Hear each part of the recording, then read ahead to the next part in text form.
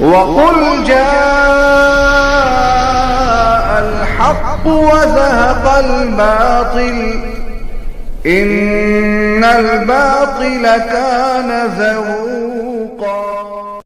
الحمد للہ وکفى وسلام علی عباده الذین اصطفى اما بعد. اللہم الہمنی رشدی واعذنی من شر نفسی. سامعین، میرے پاس آگرہ سے ایک مہمان آئے جو کانپور کے کسی ادارے کے فارغ التحصیل تھے اور ان سے میری بات بہت دنوں سے ہو رہی تھی. انہیں حضور صلی اللہ علیہ وسلم کے اہل بیت سے بے پناہ محبت ہے اور اسی بنا پر وہ مجھ سے بڑی محبت رکھتے ہیں. جب وہ آئے تو انہوں نے فتنہ شکیلیت پر بھرپور روشنی ڈالی اور ایک تحریر بھی لائے جو انہوں نے شکیل ابن حنیف کے پوشیدہ راز کو اجاگر کرنے کے لیے لکھی تھی. اس تحریر کو میں نے پڑھا تو دنگ رہ گیا کہ کس طرح مولانا جیسا آدمی شکیلیوں کے جال میں پھنس گیا تھا اور اللہ نے کس طرح اس دلدل سے نکالا.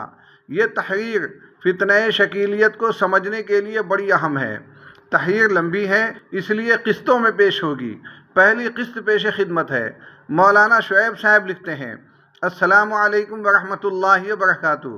مولانا صاحب، میں بہار کا رہنے والا ہوں اور اس وقت یو پی کے آگرہ میں مقیم ہوں.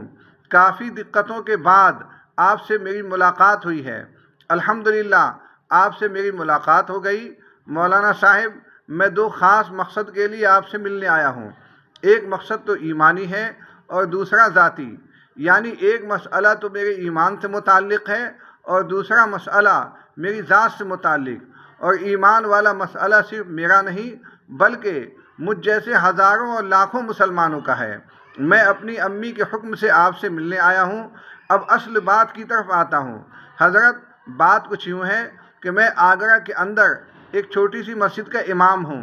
جب میں اس مسجد میں منصب امامت پر فائز ہوا تو اس کے 2-3 ماہ گزرنے کے بعد میرے پاس ایک نوجوان آیا. اس کا گھر میری مسجد کے بغل میں ہی تھا. اس کا نام شاہ رخ ہے اور وہ لڑکا ایک انجینئر ہے، لیکن ماشاءاللہ اس کا حلیہ، اس کا لباس بالکل سنت کے مطابق تھا، یعنی کرتا پاجامہ اور داڑھی. اس کے ساتھ ہی وہ نمازوں کا پابند تھا، حتیٰ کہ تہجد کا پابند اور ایک ایک سنت کا خیال رکھنے والا. اس نوجوان نے پہلے مجھ سے دوستی کی. میرے ساتھ اس نے اٹھنا بیٹھنا شروع کیا. اچانک ایک دن مجھ سے کہا: شعیب بھائی، مجھے آپ سے ایک ضروری بات کرنی ہے اور اس کے لیے آپ سے مجھے 2 گھنٹے کا وقت چاہیے. میں نے عشاء کے بعد کا وقت دیا اور کہا کہ عشاء کے بعد بات ہوگی. چنانچہ عشاء کے بعد وہ میرے پاس آئے اور انہوں نے بات کرنی شروع کی. تھوڑی دیر کے بعد ان کی باتوں سے محسوس ہوا کہ یہ مجھے کسی چیز کی تبلیغ کر رہے ہیں. بات کرتے کرتے کہنے لگے کہ مجھے آپ سے قیامت کے متعلق بات کرنی ہے. پھر کہنے لگے کہ نبی کریم صلی اللہ علیہ وسلم نے قیامت کے حوالے سے بہت سی پیشین گوئیاں فرمائی ہیں. جیسا کہ آپ صلی اللہ علیہ وسلم نے فرمایا، قرب قیامت والے زمانے میں لوگ شراب کا نام بدل بدل کر پئیں گے، سود عام ہو جائے گا، زنا عام ہو جائے گا. انہوں نے یہ بھی کہا کہ حضور صلی اللہ علیہ وسلم نے فرمایا قیامت اس وقت تک قائم نہیں ہوگی جب تک کہ جوتے کا تسمہ یعنی فیتا لوگوں سے باتیں نہ کرنے لگے. تو اس کی مثال ایئر فون کی ہے. حضور صلی اللہ علیہ وسلم کی یہ پیشین گوئی اسی ایئر فون سے متعلق ہے. اسی طریقے سے آپ صلی اللہ علیہ وسلم نے فرمایا تھا کہ کوڑے کا سرا جب تک بات نہ کرنے لگے قیامت قائم نہیں ہوگی. اس کی مثال یہ لینڈ لائن فون ہے. یہ فون کوڑے سے مشابہت رکھتا ہے. ان صاحب نے ترمذی شریف کا حوالہ بھی دیا. انہوں نے قیامت سے متعلق حضور علیہ السلام کے حوالے سے اتنی باتیں کہیں کہ اگر بیان کروں تو کافی وقت صرف ہوگا. وہ کہنے لگے کہ نبی کریم صلی اللہ علیہ وسلم نے قیامت کے سلسلے میں جتنی پیش گوئیاں بیان فرمائی ہیں ان میں سے اکثر پوری ہو چکی ہیں. اس سے معلوم ہوتا ہے کہ قیامت بہت قریب آ چکی ہے. میں ان کی باتوں کو بہت سمیٹ کر نقل کر رہا ہوں، ورنہ ان صاحب نے کافی تفصیلی گفتگو کی تھی. انہوں نے مجھ سے کہا کہ صرف ایک بار بیٹھ کر باتیں کر لینے سے موضوع مکمل نہیں ہوگا بلکہ 4 بیٹھکوں میں بات پوری ہوگی. پھر کہنے لگے کہ ایک مجلس مکمل ہو چکی ہے اور دوسری بیٹھک کے بارے میں کل بات کریں گے. میں نے کہا ٹھیک ہے، رات بھی زیادہ ہو چکی ہے. سامعین، شعیب صاحب اگلے دن کی کارروائی سناتے ہوئے کہتے ہیں کہ انجینئر صاحب نے دوسرے دن دلی سے 2 افراد کو بلایا، جن میں سے ایک کا نام وقاص اور دوسرے کا راغب تھا۔ وہ دونوں اچھے خاصے پڑھے لکھے تھے، ایک سافٹ ویئر انجینئر تھا اور دوسرا بھی کسی چیز کا انجینئر ہی تھا۔ شاہ رخ نامی شخص ان دونوں کو میرے پاس لایا تھا۔ جب وہ میرے پاس آئے تو انہوں نے نہایت ادب و احترام کے ساتھ مجھے سلام کیا۔ میں نے سلام کا جواب دیا۔ وہ دونوں بھی بالکل سنت کے مطابق شرعی حلیے میں تھے۔ مجھ سے کہنے لگے کہ شاہ رخ بھائی نے پہلی بیٹھک میں آپ سے قیامت کے سلسلے میں کافی پیشین گوئیاں سنائی تھیں، کیا آپ کو سمجھ میں آ گئیں؟ میں نے کہا جی ہاں، کافی کچھ سمجھ میں آیا ہے۔ اب وہ دونوں مجھ سے دجالی فتنے اور یاجوج ماجوج کے بارے میں بات کرنے لگے اور کہنے لگے کہ دجال کے بارے میں لوگ جو یہ کہتے ہیں کہ دجال انسانی شکل میں ہوگا، ایک نوجوان مرد ہوگا، لمبے قد والا ہوگا، اس کی پیشانی پر کافر لکھا ہوگا، جس کو ہر مسلمان پڑھ لے گا، چاہے اسے پڑھنا آتا ہو یا نہ آتا ہو۔ کہنے لگے کہ یہ ساری باتیں غلط اور من گھڑت باتیں ہیں۔ کہنے لگے کہ دجال کوئی انسانی شکل کا جسم و جثہ والا شخص نہیں ہوگا، بلکہ دجال نام ہے پورے امریکہ کا، امریکہ ہی دجال ہے۔ کہنے لگے کہ جس دجال کے فتنے سے اللہ کے نبی صلی اللہ علیہ وسلم نے ایک مرتبہ صحابہ کرام رضوان اللہ علیہم اجمعین کو فجر سے لے کر ظہر تک، اسی طرح عشاء تک اس فتنے سے ڈرایا تھا، وہ اسی امریکہ کے بارے میں ڈرایا تھا۔ ان دونوں نے امریکہ کے دجال ہونے پر کئی دلیلیں بھی پیش کیں، جن سے یہ بات ثابت ہوتی ہے کہ واقعی امریکہ ہی دجال ہے۔ امریکہ کے دجال ہونے پر ان لوگوں نے قرآن و حدیث سے جو حوالے دیے، ان حوالوں اور مثالوں کو بول یا لکھ نہیں سکتا، کیونکہ کافی وقت لگ جائے گا۔ وہ لوگ دجال کی پیشانی پر کافر لکھے ہونے سے مراد امریکہ کے کاف الف اور فرانس کے فارا لیتے ہیں۔ یہ دونوں مل کر کافر ہو گیا۔ دجال اور صدام حسین کے سلسلے میں انہوں نے عجیب بات کہی۔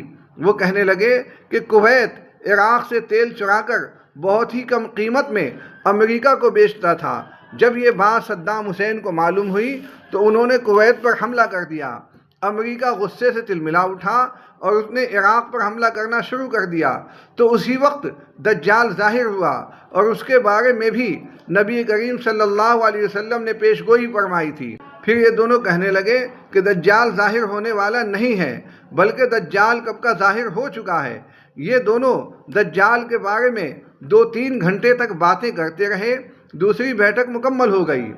سامعین، شعیب صاحب اب تیسری بیٹھک کی کارگزاری سناتے ہیں اور کہتے ہیں کہ تیسری نشست میں سیدنا عیسیٰ علیہ السلام کے بارے میں بات کرنے لگے۔ کہنے لگے کہ لوگ عیسیٰ علیہ السلام کے بارے میں کہتے ہیں کہ عیسیٰ علیہ السلام آسمان سے نازل ہوں گے اور دمشق کی جامع مسجد کے منارے پر اتریں گے۔ یہ دونوں کہنے لگے کہ یہ بات بھی بالکل من گھڑت اور غلط ہے۔ جس طرح سے ہر نبی اس دنیا میں کسی نہ کسی کے گھر پیدا ہو کر آئے تھے، اسی طرح عیسیٰ علیہ السلام کسی نہ کسی کے گھر میں پیدا ہوں گے۔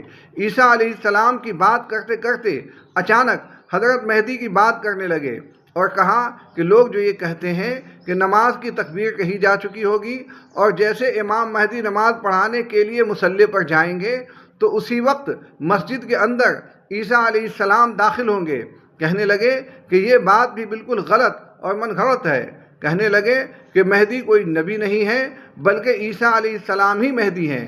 امام مہدی اور عیسیٰ علیہ السلام 2 الگ الگ شخصیات نہیں ہیں، بلکہ دونوں ایک ہی ہیں۔ انہوں نے اس سلسلے میں ابن ماجہ کے حوالے سے ایک حدیث بھی پیش کی، جس کا متن یہ ہے: لل مہدی الا عیسی ابن مریم۔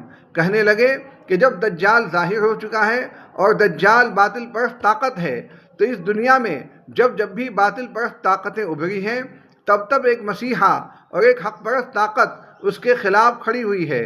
اور حدیث میں ہے کہ جب دجال ظاہر ہوگا تو عیسیٰ علیہ السلام بھی ظاہر ہوں گے۔ اس سے پتہ چلا کہ عیسیٰ علیہ السلام اس دنیا میں آ چکے ہیں۔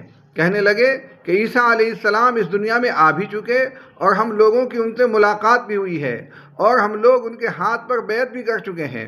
کہنے لگے کہ یہ ساری من گھڑت باتیں ہیں کہ وہ دمشق مسجد کے منارے پر آئیں گے، کوئی دمشق مسجد کے منارے پر نہیں آئے گا۔ کہنے لگے کہ اللہ کے نبی صلی اللہ علیہ وسلم نے جس جگہ کے بارے میں پیش گوئی فرمائی تھی وہ ہندوستان کے دارالحکومت دہلی سے متعلق تھی۔ کہنے لگے کہ دلی میں کوئی منارہ مسجد ہے اور ایک سفید پل ہے، اسی جگہ کے بارے میں نبی کریم صلی اللہ علیہ وسلم نے پیش گوئی فرمائی تھی اور اس جگہ عیسیٰ علیہ السلام کو پہچانا گیا تھا۔ کہنے لگے کہ 2000 عیسوی میں کچھ لوگوں نے ان کو پہچانا تھا، اور جن لوگوں نے ان کو پہچانا تھا وہ 3 لوگ تھے۔ ان میں سے ایک کا نام جمال ہے، دوسرے کا نام شعبان ہے اور تیسرے کا نام ساجد ہے۔ یہ تینوں تبلیغی جماعت سے جڑے ہوئے اپنے اپنے علاقے کے امیر حلقہ بھی تھے۔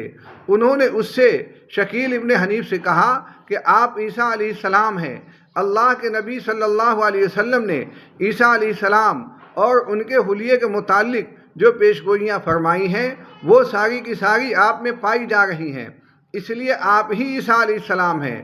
اور یہی 3 لوگ سب سے پہلے اس بدبخت کے ہاتھ بیعت ہو گئے۔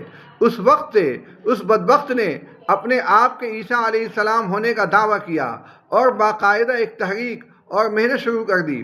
تو میں نے یعنی شعیب راقم السطور نے ان تینوں انجینئروں سے پوچھا اور کہا کہ بھائی آپ لوگ جو یہ دعویٰ کر رہے ہیں کہ عیسیٰ علیہ السلام آسمان سے نازل نہیں ہوں گے بلکہ کسی کے گھر میں پیدا ہوں گے، تو آپ لوگ سب سے پہلے یہ بتائیں کہ اس وقت عیسیٰ علیہ السلام کہاں پر ہیں، ان کی جائے پیدائش کہاں ہے، ان کے والد کا نام کیا ہے؟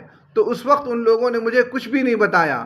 کہنے لگے کہ وقت آنے پر سب کچھ آپ کو معلوم ہو جائے گا انشاءاللہ تعالی۔ سامعین، شعیب صاحب آگے کی کارروائی سناتے ہوئے کہتے ہیں کہ کچھ دنوں کے بعد میں ان سے خوب گھل مل گیا، تب جا کر اس کے ایک مرید نے بتایا کہ ان کا نام محمد شکیل ابن حنیف ہے اور وہ اس وقت مہاراشٹر کے اندر اورنگ آباد میں ہے، اور ان کی پیدائش بہار کے اندر دربھنگہ ضلع جگہ عثمان پور میں ہے۔ یہ سب لکھنے کے بعد شعیب بھائی کہتے ہیں کہ مولانا میں یہی کہنا چاہتا ہوں کہ جو شخص اپنے آپ کو عیسیٰ علیہ السلام اور امام مہدی کہتا ہے اس کے ہاتھوں پر بہت سارے انڈیا کے نوجوان مرد و عورت اور بوڑھے حضرات بھی بیعت ہو چکے ہیں۔ صرف انڈیا کے لوگ ہی اس کے چنگل میں نہیں پھنسے بلکہ شکیل ابن حنیف کا فتنہ باہر ملکوں میں بھی پھیل چکا ہے، یعنی سعودی عرب، دبئی، افریقہ، ملیشیا، کویت اور بھی 2-3 ملکوں کا نام ان لوگوں نے بتلایا کہ ان ملکوں سے بھی آ کر لوگ اس کے ہاتھ پر بیعت کر چکے ہیں۔ بہرحال شکیل ابن حنیف کے متعلق اس بات پر کہ یہی عیسیٰ علیہ السلام ہیں ان لوگوں نے قرآن و حدیث سے بہت سے دلائل دیے۔ ان کی باتوں سے ایسا لگ رہا تھا کہ واقعتاً یہی عیسیٰ علیہ السلام ہے، اور جتنے لوگ بھی اس کے ہاتھ پر بیعت ہوئے تھے یعنی جتنے بھی اس کے مریدین ہیں، کوئی بھی شکیل ابن حنیف کو عیسیٰ علیہ السلام نہیں کہتا ہے بلکہ سب لوگ اس کو حضرت کہتے ہیں، اور اس نے خود منع کر رکھا ہے کہ کوئی بھی مجھے عیسیٰ علیہ السلام نہ کہے بلکہ صرف حضرت کہے، کیونکہ پہلے جب اللہ تعالیٰ نے مجھے نبوت کا درجہ دیا تھا تو اس وقت میں عیسیٰ علیہ السلام تھا۔ بدبخت کہتا ہے کہ ابھی بھی میں ہی عیسیٰ ہوں، لیکن اس وقت میں محمد صلی اللہ علیہ وسلم کا امتی بن کر آیا ہوں۔ چنانچہ اس کے چیلے مجھ سے کہنے لگے کہ اگر آپ بھی حضرت سے ملاقات اور بیعت کرنا چاہتے ہیں تو اس کے لیے سب سے پہلے آگرہ کے جو امیر ہیں جو حضرت کی طرف سے طے کیے گئے ہیں ان کے ہاتھ پر آپ کو بیعت ہونا پڑے گا۔ مطلب یہ ہے کہ انڈیا کے جتنے بھی بڑے بڑے شہر ہیں ہر ایک شہر میں شکیل کی طرف سے طے شدہ کوئی نہ کوئی ایک امیر ہے، اور ان کی تبلیغ کی محنت کی بنا پر کوئی بھی حضرت کے ہاتھ پر بیعت ہونا چاہتا ہے تو سب سے پہلے اس شہر کے امیر کے ہاتھ پر بیعت ہونا پڑتا ہے۔ اس کے کچھ ماہ گزرنے کے بعد شکیل کے ہاتھ پر بیعت کرا دیتے ہیں۔ انہوں نے مجھ سے کہا کہ آپ آگرہ میں رہتے ہیں تو یہاں کے جو امیر ہیں ان کا نام محمد شاکر ہے، ان کے ہاتھ پر سب سے پہلے آپ کو بیعت ہونا پڑے گا۔ خیر، ان کے کہنے پر اس شاکر نامی شخص کے ہاتھ پر میں بیعت ہو گیا۔ سامعین، شعیب صاحب آگے کی بات بتاتے ہوئے کہتے ہیں کہ بیعت ہونے کے بعد میں نے ان سے پوچھا کہ عیسیٰ علیہ السلام کے ہاتھ پر بیعت ہونے کے لیے مجھے کب اجازت ملے گی اور اس کے لیے مجھے کیا کرنا پڑے گا؟ تو انہوں نے کہا کہ سب سے پہلے تو آپ کو 2 ویکسین لگوانے ہوں گے، اور اس ویکسین اور یاجوج ماجوج کے درمیان کوئی خاص نسبت بھی بتا رہے تھے۔ ان لوگوں نے کرونا وائرس اور چائنا کے سلسلے میں انہوں نے کافی باتیں کی۔ ان لوگوں نے مجھ سے کہا کہ آپ بھی ان کے ہاتھ پر اس وقت بیعت ہو سکتے ہیں جبکہ آپ کم از کم 4 سے 5 مہینے تک محنت اور تبلیغ کرنی پڑے گی۔ آپ بھی لوگوں سے ملا جلا کیجئے اور جو باتیں ہم نے آپ کو بتائی ہیں وہ آپ بھی لوگوں کو بتایا کیجئے، اور ان کو بتائیے کہ قیامت بہت قریب آ چکی ہے، دجال ظاہر ہو چکا ہے، عیسیٰ علیہ السلام آ چکے ہیں، اور ان کے ہاتھ پر بیعت ہونے کے لیے لوگوں میں جا جا کر تبلیغ بھی کریں۔ مولانا شعیب صاحب آگے لکھتے ہیں، انہوں نے تبلیغ کرنے کے بہت سارے اصول و قواعد بتائے، جن میں سے ایک یہ بھی تھا کہ آپ جس علاقے میں بھی تبلیغ کریں تو وہاں کے سیدھے سادے بھولے بھالے عوام کو بتائیں اور ان پر محنت کریں، نہ کہ کسی مسجد کے امام، علماء و مفتیان اور نہ اس علاقے کے چودھریوں پر۔ تبلیغ ان کو بھی کرنی ہے، مگر اس فیلڈ میں جن کا کافی وقت لگ چکا ہے وہی بتائیں گے کہ کہاں کون تبلیغ کرے گا۔ تحقیق کرنے پر یہ بات سامنے آئی کہ شکیل ابن حنیف کے ہاتھ پر صرف عام لوگ ہی بیعت نہیں ہوئے ہیں، بلکہ بہت سارے حفاظ، 2-3 علماء کرام اور ایک مفتی صاحب بھی بیعت ہو چکے ہیں اور اس کو عیسیٰ علیہ السلام سمجھ رہے ہیں۔ میں نے ان سے پوچھا کہ ان علماء کی فراغت کس مدرسے سے ہوئی ہے، تو انہوں نے کہا کہ ان میں سے 1-2 عالم تو ندوۃ العلماء لکھنؤ سے فارغ التحصیل ہیں، اور ایک مفتی صاحب کے بارے میں بتایا کہ ان کی فراغت دیوبند کے مدرسے سے ہوئی ہے۔ انہوں نے مجھ سے کہا کہ جو باتیں ہم نے آپ کو بتائی ہیں بہت ہی اختصار کے ساتھ بتائی ہیں۔ وہ لوگ مجھ سے کم از کم 7 گھنٹے باتیں کرتے رہے، پھر کہنے لگے کہ جب آپ حضرت سے ملنے کے لیے جائیں گے تو وہ ہر چیز کے بارے میں تفصیل سے بتائیں گے۔ ان کی باتیں تو نہ جانے کتنے گھنٹے تک صرف کرونا وائرس، چائنا اور طالبان پر ہوتی ہیں، اور نہ جانے کتنے موضوع ہیں جن پر وہ بات کرتے ہیں۔ جب آپ حضرت سے بیعت ہونے کے لیے جائیں گے تو وہ ہر چیز کو بہت ہی وضاحت کے ساتھ بتا دیں گے۔ آپ کو وہ باتیں بہت ہی قاعدے سمجھ میں آئیں گی، اور آپ کو دودھ اور پانی الگ الگ کر کے دکھا دیں گے۔ آپ کو بالکل یقین ہو جائے گا کہ یہی عیسیٰ علیہ السلام ہیں۔ بقیہ باتیں اگلی قسط میں۔ اللہ تعالی ہم سب کو ہر طرح کے فتنے سے بچائے۔ وآخر دعوانا ان الحمد للہ رب العالمین۔